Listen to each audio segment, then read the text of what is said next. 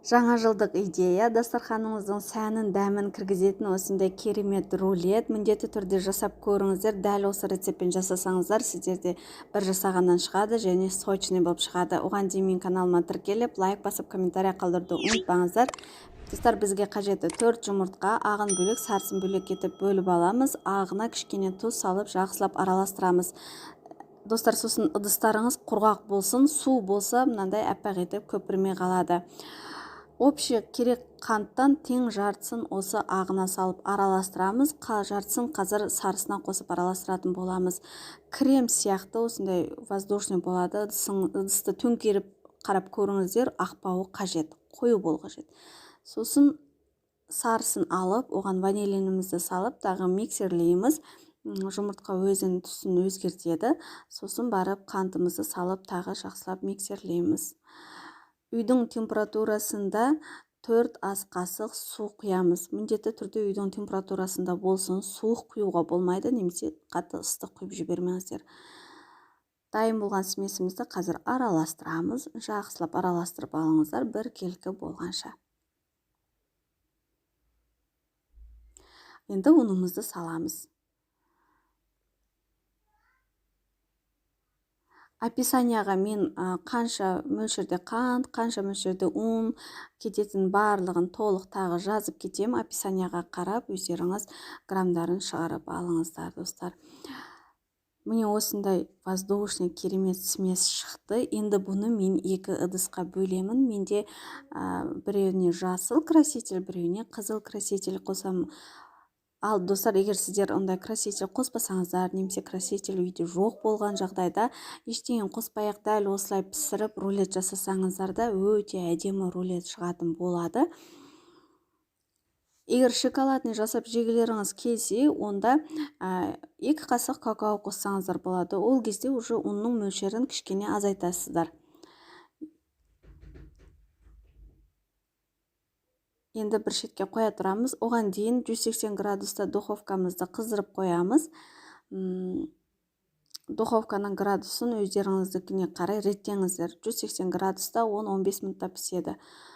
Егер сіздерде торт креміне арналған мешочек болатын болса, сонымен қойсаңыздар тез болады. Ондай менде жоқ екен, сондықтан бір қызыл, бір жасыл етіп қасықпен осылай құйып шықтым. Ал уже пирогымыз тез піседі, қарап отырыңыздар, күйдіріп алмаңыздар. Сосын енді оны қазір шығаратын боламыз пергаменттен.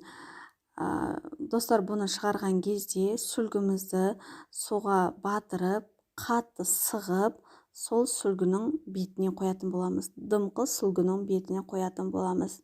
Байқасаңыздар, міне астында менде сүлгі бар, е. Пергаменттен шығарған кезде асықпай, абайлап шығарыңыздар. Бірден тартып жіберсеңіздер, жыртылып қалады. Сосын сүлгеге міне осылай рулет етіп ораймыз. Бас жағын тығыз етіп ораңыздар, бос қалып қалмасын. Кейін ішіне начинкасын салып ораған кезде, бас жағы кескен кезде әдемі шықпай қалады. Сондықтан бас жағын жақсылап ораңыздар. Ішіне менде крем болады, сливкамен. Сливка міндетті түрде холодильникте болған суық сливки болсын. Содан 200 грамм алдым. 200 грамм сливки, соған 100 грамм сахарный пудра қосып араластырам, болды, креміміз дайын. Ал егер сіздерде үйде бұндай продукция жоқ болса, крем жасауға ішіне онда кез келген вареньяны қолдануға болады. Нутелла салыңыздар, егер қатты тәтті жақсы көрсеңіздер, болмаса бүлдіргеннің, смородинаның вареньясы, алманың вареньясы деген сияқты любой вареньяны қолдансаңыздар болады. Өріктің вареньясы жақсы кетеді. Егер өріктің вареньясы үлкен етіп туралған болса, блендерден өткізіп жіберіңіздер. Сіздерге сонда қою тосап болады. Міне уже бисквит толық суығанша осы сүлгіде оралып тұрады. Толық суығаннан кейін алып, ішіне начинкасын өздеріңіз қалаған начинканы жағыңыздар. Менікі крем болады. Креммен дәмді шықты, күшті. Сосын бұны қайта ораймыз. Қайта орап, мүмкін болса холодильникке 1 сағатқа қалдырыңыздар, чтобы бисквитке пропитка жасалып, дәмі кіру үшін, әдем болу үшін. Немесе мен сияқты шыдамсыз болсаңыздар, бірден кесіп жей берсеңіздер де болады. Енді осылай орап аламыз. Бетін енді тоже өздеріңіз қалауларыңыз бойынша әсемдесеңіздер болады. Сахарный пудра, шоколадный глазурь деген сияқты. Ал менде артылып қалған крем болды, сонымен жай ғана узор жасай салдым, және де бетіне жаңағындай нелерді, жұлдызшаларды сеуіп қойдым. Өте дәмді болды. Міндетті түрде жасап көріңіздер, достар.